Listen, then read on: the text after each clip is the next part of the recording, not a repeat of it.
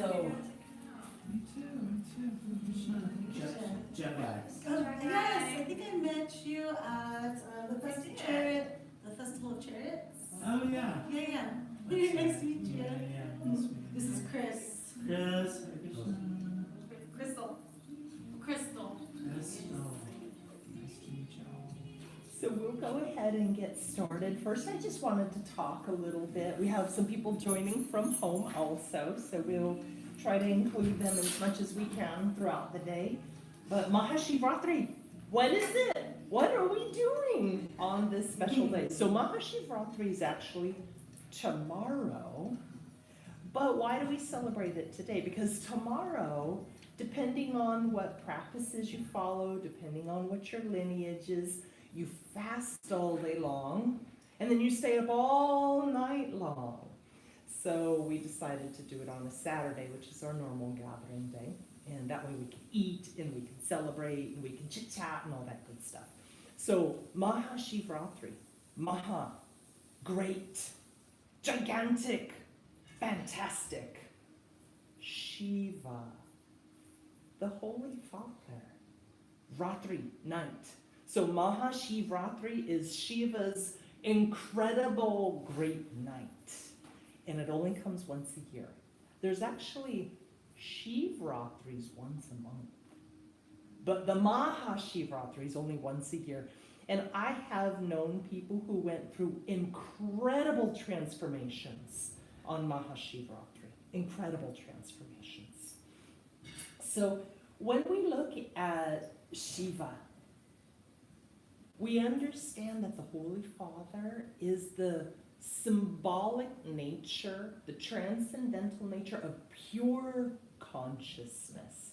Those of you who have been here before, you know we have big Kali days, we have big Krishna days, but we don't often have Shiva days. But this is a very important triple energy that we work with. Now, what's interesting is those of you who have done Kali studies here, you know that once you go through your final workings with the mother, where does she say to go? Go to the Father. Purify your consciousness, or your Shakti is going to be like, wah wah, right? And then where does the Father tell you to go? Go to Krishna. And then even the mother, if you keep circling back to her, she says, what are you doing? Go back to Krishna. So Maha Shivaratri, one of the main important things that we look at is creating an environment where we purify our consciousness. Because once we do all of our work and our Shakti is healthy, our prana is vibrant, if we haven't tried to purify our consciousness, then that Shakti, that energy, that internal potency is maybe misfiring, maybe sideways, maybe not in alignment with Dharma. And so Maha Shivaratri is this one window, a huge, powerful window once a year to say, how can I bring my energy into a more balanced state through purifying my consciousness? And we're going to do lots of reading today on Shiva, and we're going to have some reading on Shiva, talking about Krishna, because ultimately that's where we head. Now, Shiva, they say, is bringing us to a state where we can reach stillness. Those of you who have studied yoga, you know that one of our goals is stillness of the mind. What is this stillness of the mind? One of the first things it is reducing the vrittis, the disturbances, the wacky doodle thoughts in the mind, the conditioning, the stuff that may have followed us from lifetimes that make us maybe not able to realize our truest nature here and now. Because that's our goal, right? Enlightenment. What is enlightenment? We're already enlightened. We're already self-realized. We just have to realize it. We have to let the mind become still and get that out of the way. because the mind likes to jump in and say, but, you woulda, coulda, shoulda, and all these different things, and then it takes us away from our true nature. Now, Shiva is consciousness as silence. So on Maha Shivaratri, we usually observe virtual silence the entire day, the entire night. The only thing that will really be uttered from our mouths are mantras and maybe some bhajans as well, some devotional music. But tomorrow I invite you to maybe consider as much silence as possible. If somebody speaks, maybe put 10 seconds of silence before you respond. Or if you have the luxury, have some extra silence. Shiva is also the representation and the form of the Lord that gives us the opportunity to be our own witness, to witness ourselves. I like how Jukai says, go to the back seat and observe. Try to observe yourself from further and further and further back. And take the mind reactions out, because that's what the mind does. The mind goes, ooh, ooh, ooh, I want to think about it. Ooh, ooh, ooh, I want to make an inference. Ooh, ooh, ooh, I want to attach it to a memory. I want to make a whirlwind with it. But instead, Shiva says, no, no, no. Go into silent meditation and just don't react to it all. Just witness it. Maha Shivaratri, like I said, is tomorrow. And it's one of the most potent days of the year for spiritual growth. Most potent days for spiritual growth. And this year it just happens to come right before a intense eclipse season. And eclipse seasons are very revealing, relieving, reviving. I like to get myself in order before the eclipses come. So we're really blessed this year that Maha Shivaratri is coming right before that. Now, if we know a little bit about Shiva before we do puja and everything, we realize that Shiva, one of his names is Nilakanta. You see him oftentimes with the blue throat, right? And there was this whole long story, I've told it many times here before, about the churning of the ocean. And long story short, the devas are pulling on one side, the asuras are pulling on the other side, so the good forces, the other forces, or, you know, we don't have to be so non-dual about it, or dual about it. The upper forces, the lower forces, are Ida and our Pingala, because they churn up and down, the Rajas, the Tamas. Anyways, they're churning in the Milky Ocean. One of the first things that came up, poison. So to churn the ocean, Vishnu, Krishna had to come in these forms. First, the tortoise had to pull the mountain that Shiva sits on up out of the ocean. And then they said, well, what are we going to pull with? And then Shiva said, you can have the king of the Nagas, the serpent, Vasuki from my neck. So they're pulling these two sides of the serpent, right? And this is representing the Kundalini inside of us, being churned and stirred and churned. Well, you know, Vasuki was like, oh. First thing that came out, bleh, poison right out of his throat. And the father stepped in. Well, they pleaded to Shiva, please help us. This poison is going to just destroy everything. And so Shiva came through and said, I will take that to spare everybody. And he held it in his throat. So on Maha Shivaratri, we have the opportunity to cleanse this poison or these hala factors from us.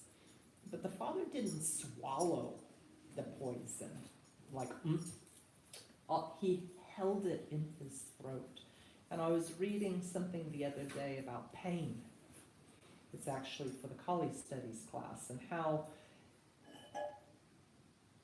pain there's a form of the mother. She puts her staff into the ground, and it opens up all the black waters of pain and suffering. And there's no escaping it, because once we reach into that pain and suffering, it's just a small stream that we have encountered that came from the entire ocean of pain and suffering. So the best thing with pain is just to witness it, to be able to be like Shiva, to be still and silent and have compassion, because that's why Shiva held that poison in his throat, out of compassion for all of us. And so when we're going through Maha Shivaratri and this upcoming eclipse season, let the toxins of the mind, the disturbances of the heart, just go into a state of stillness. It's futile to try to fight it, because the mother says that that's a never-ending ocean. The minute you start fighting that little stream of pain, it's just going to keep coming, keep coming, keep coming, keep coming. It's no use in trying to run from it. It's going to keep coming and coming and coming. Maybe not today, maybe tomorrow, maybe next year, maybe next lifetime. We have to learn the lesson of the Holy Father and just say, I witnessed that pain. Sure enough, that's there. And become still with it. Like he did. He drank all the poison. Well, some of the poison went here and there, scorpions and venomous snakes and etc. But most of it he got. And then he went into stillness. He went into meditation. So on Maha Shivaratri, that's what we're working with. Maha Shivaratri also, this is the great night when Shiva went up onto Mount Kailash. He said, I'm going to go into deep meditation, deep meditation. And Maha Shivaratri invites us to be like that pure, still mountain, like Shiva on the mountain, in perfect peacefulness. But what's also interesting about Maha Shivaratri is it's Shiva and Parvati's wedding day. It's their wedding day. Who's Parvati? Usually we're studying Kali Ma, but once Parvati is peaceful and calm and in perfect union with Shiva, she's peaceful. There's no more need for the knives and the battle and the fight and the fangs and the blood and all that. Once she is perfected in union with Shiva, she becomes very calm again and goes back to her Parvati form. So today is their wedding day. So on Maha Shivaratri, the first thing that I'd like to do is a nice puja. Then what we're going to do is we're going to go out and we're going to do abhishekam. That's one of the core rituals that are done on Maha Shivaratri. So I'll talk a little bit about the lingam and the Shiva Shakti representation inside the lingam, and some of you brought your lingam, and some of you I know at home just recently installed a new lingam, and we'll talk about that process. But tomorrow night, if you have the luxury and the opportunity, you can continue these rituals and mantras and practices that we do. You're supposed to do it all night long. We've almost successfully, I've not successfully stayed completely awake for a Maha Shivaratri. I've always like, was I sleeping? And you stay sitting up all night long. But it's an incredible way of purifying oneself. So, that being said, let's go ahead and gather in here. We'll do puja.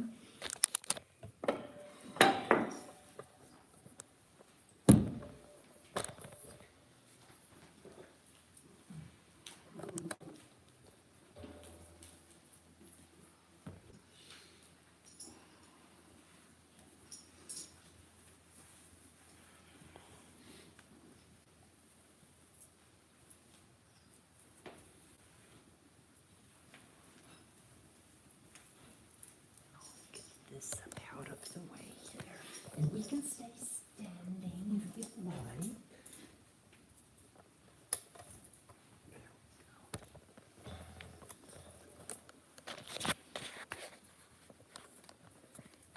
Get that way up out of the way. There you go.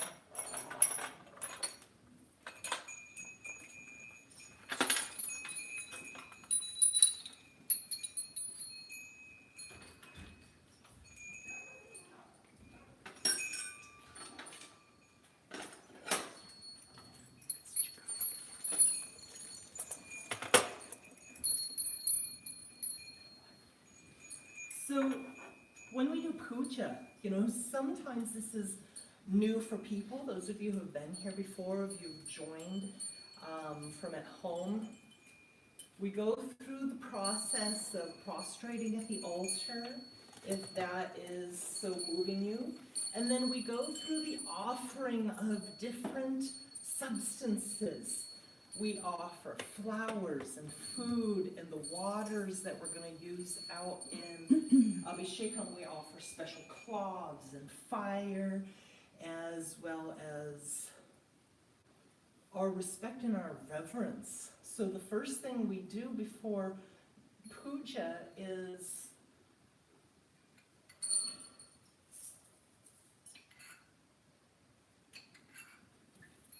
we cleanse our hands.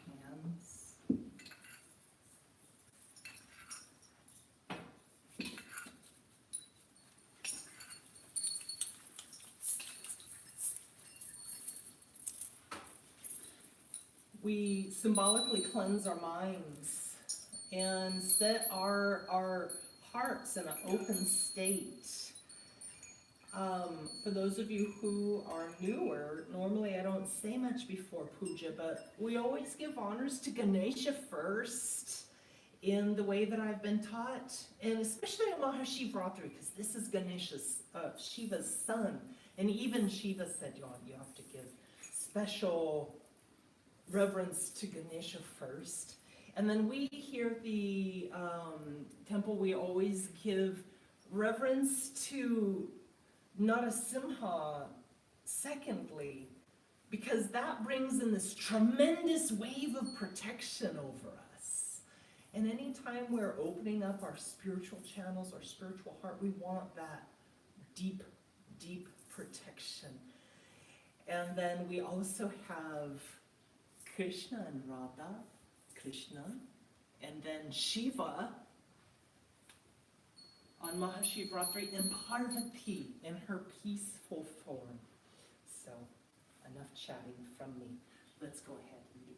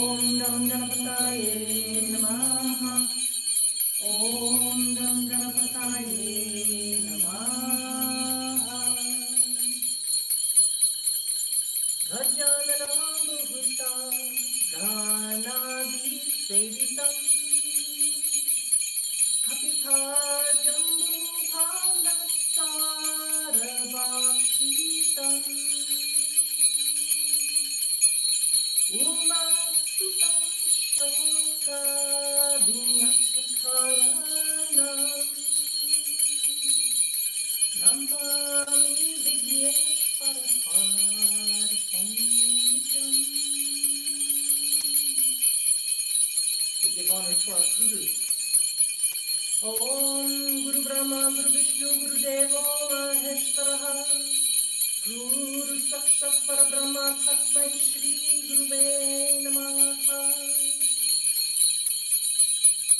Narasimha. Namaste Narasimhaya.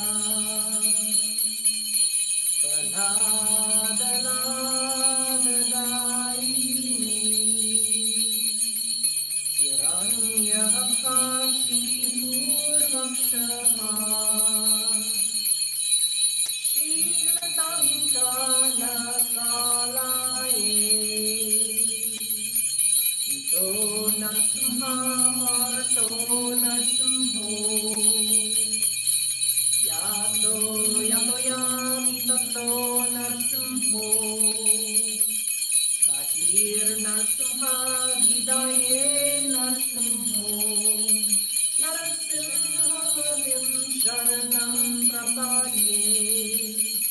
Kava Kava Kavalavare Nakama Buddha Shringam Dalidahiram Kashiputano Bringam Keshava Dehata Narane Rupa Jai Jagadish Hare Jaya Jagadish Hare Jaya Jagadish Hare.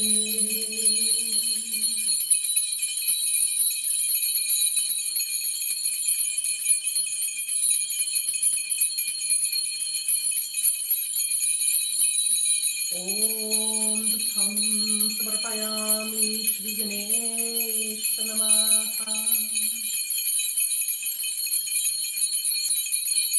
Shri Narasimhaya Namaha.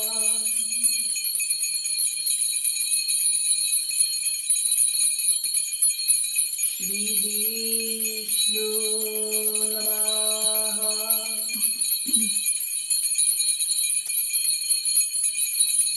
Shri Shiva Namaha.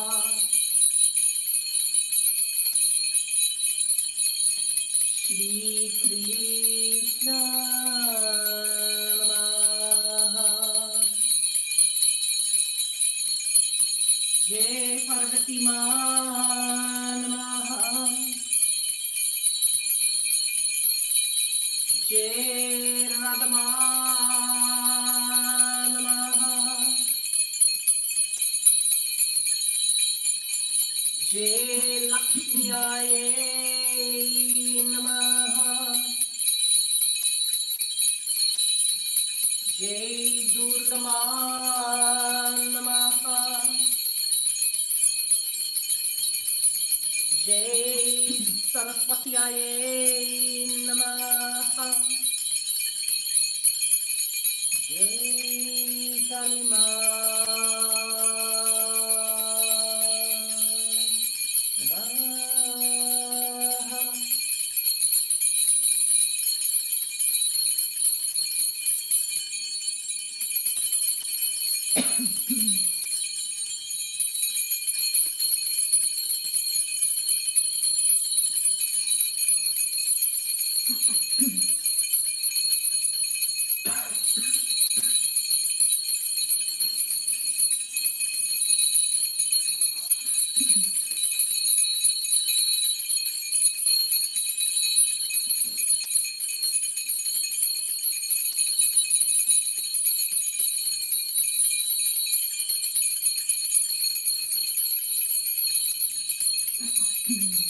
Om Deepam Samarpayami Shri Ganesha Namaha.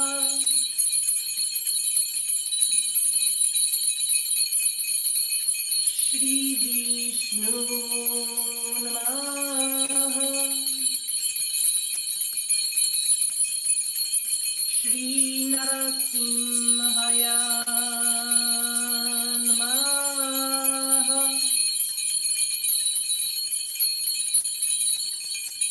Shri Krishna Namaha.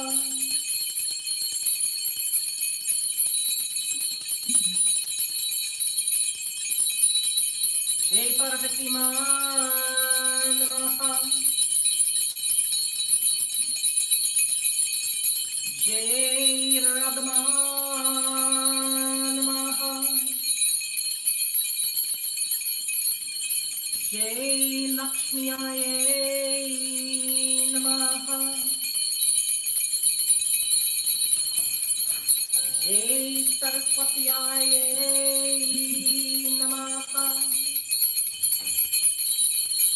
Jai Durga Ma Namaha. Jai Kali Ma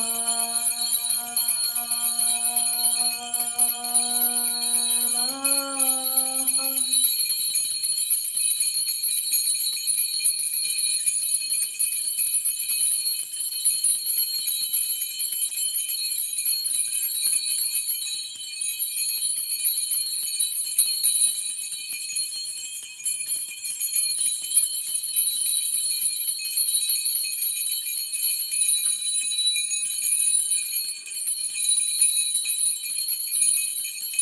Now, Maha Shivaratri, we have a lot of extra offerings.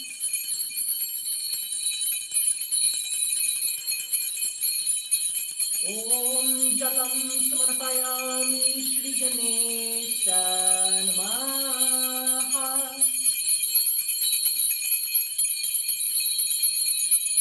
Shri Narasimhaya Namaha. Shri Krishna Namaha. Shri Shiva Namaha. Jai Parvati Ma Namaha.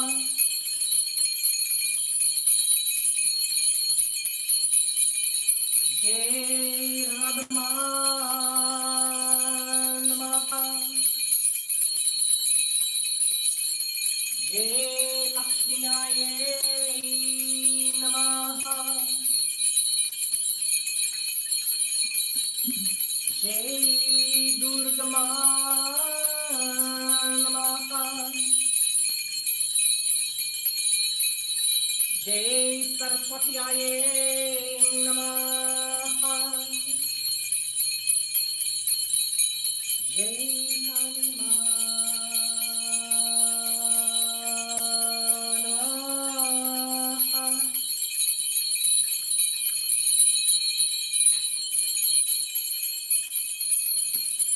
Om Pushpam Samarpayami Shri Ganesha Namaha.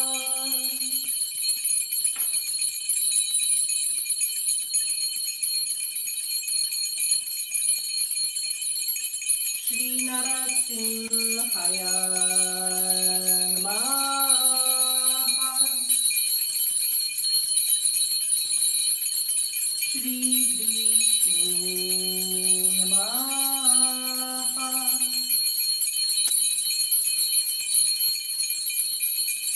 Shri Krishna Namaha.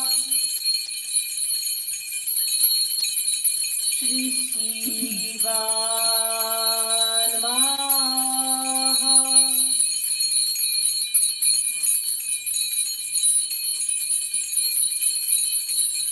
Jai Parvati Ma Namaha. Jai Radha Namaha.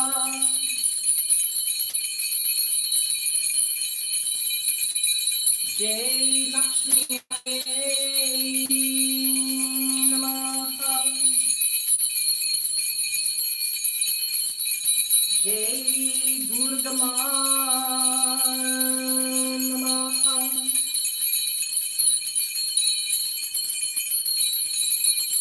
Jai Saraswati Aye Namaha.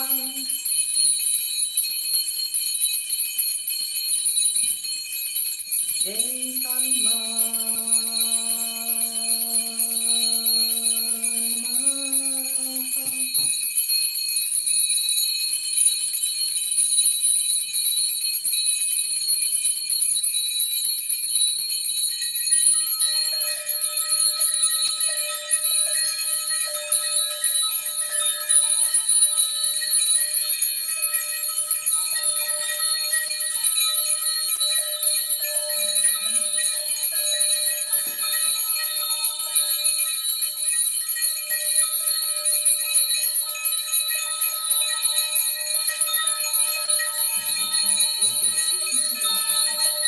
And lastly, Navidam. Om Navidam Samarpayami Shri Ganesha Namaha. Shri Vishnu Namaha. Shri Narasimhaya Namaha. Shri Shiva Namaha. Shri Krishna Namaha. Jai Parvati Ma Namaha. Jai Radha Namaha. Jai Lakshmi Aye Namaha. Jai Saraswati Aye Namaha. Jai Durga Ma Namaha. Jai Kali Ma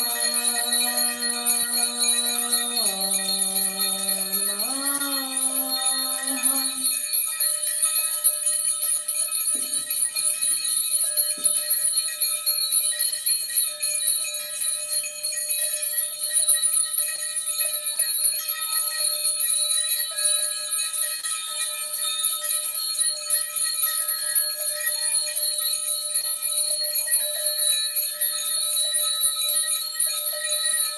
And on Maha Shivaratri, we give our extra reverence to Shiva. Let's end this section of puja with a song to Shiva. Those of you who have heard it before will recognize it. Om Namah Shivaya Gurave Satchidananda Murtaye Nishprapanchaya Shantaya Niralambaya Tejase Om Namah Shivaya Om Namah Shivaya Om Namah Shivaya Om Namah Shivaya.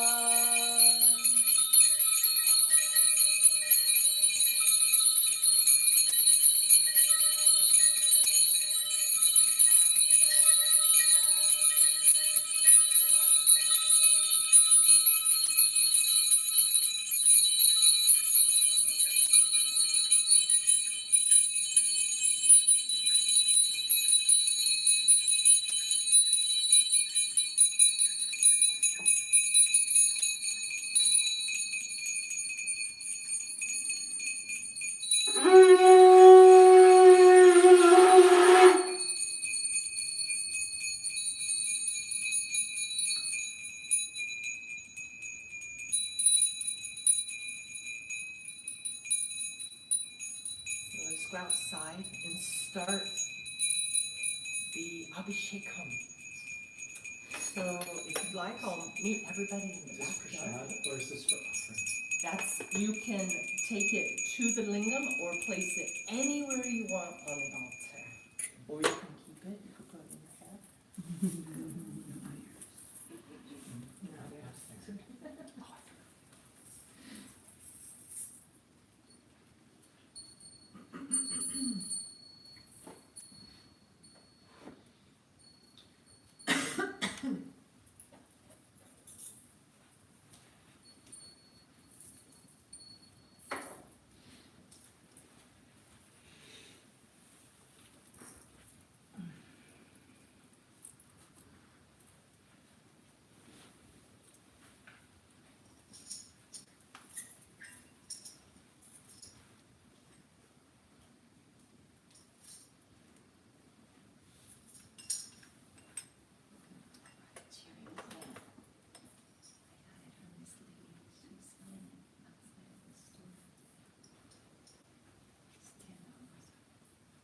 It's cherry moya. Cherry Moya. Yeah, they use it for, they said it's like a rare and holy fruit or something. Yeah, different harvest from the vineyards. It's the year of the horse, the 17th or today? 17. 17th. So, suppose you were first setting it up on there. Take it outside. Think it outside? Put in the lingam. I don't know. Ask your boss. I'm gonna close this. This time. This represents covenants. Cherry moya.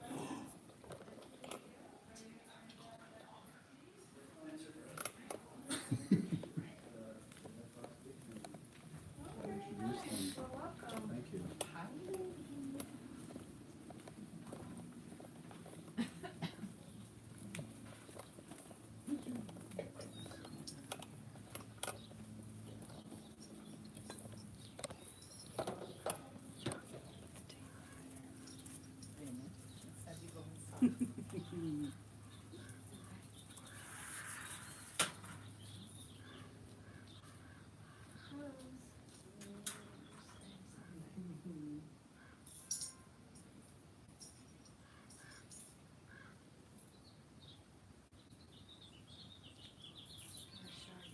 So pretty. I know, it looks antique. Yeah. Looks awesome.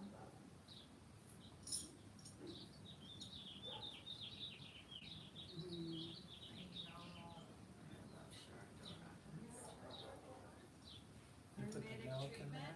No. Oh, where they pour it on your head oil. here? Yeah. Yeah. No, that's, yeah, I think I don't know what we're doing now. Wow.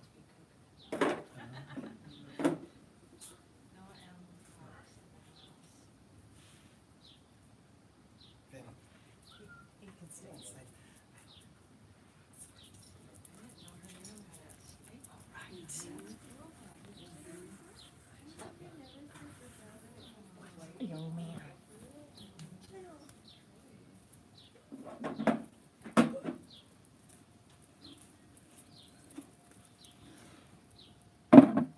Okay. Get our friends at home.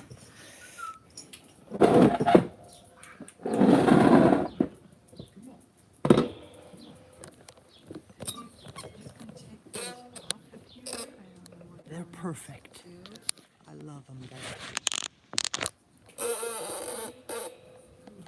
Right. So before we start this portion of things, you can stay out. Yeah, you sure? Okay, all right.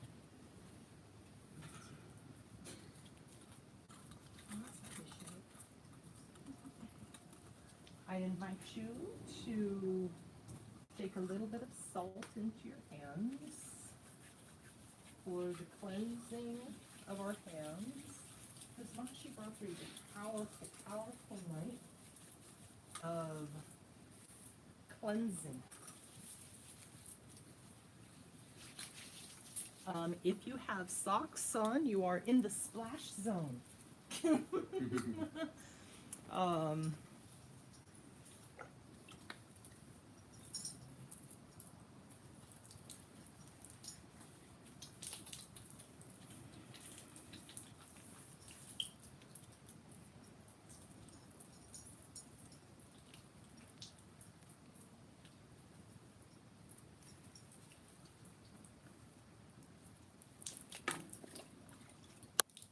And those of you who have been here before, if you have socks on, I will skip you. We also wash our feet before we begin outside as a symbolic act of letting our lower nature be cleansed. As we know, the patala chakras are in the legs and terminate the feet. I only allow you to wash my feet if I can wash your feet.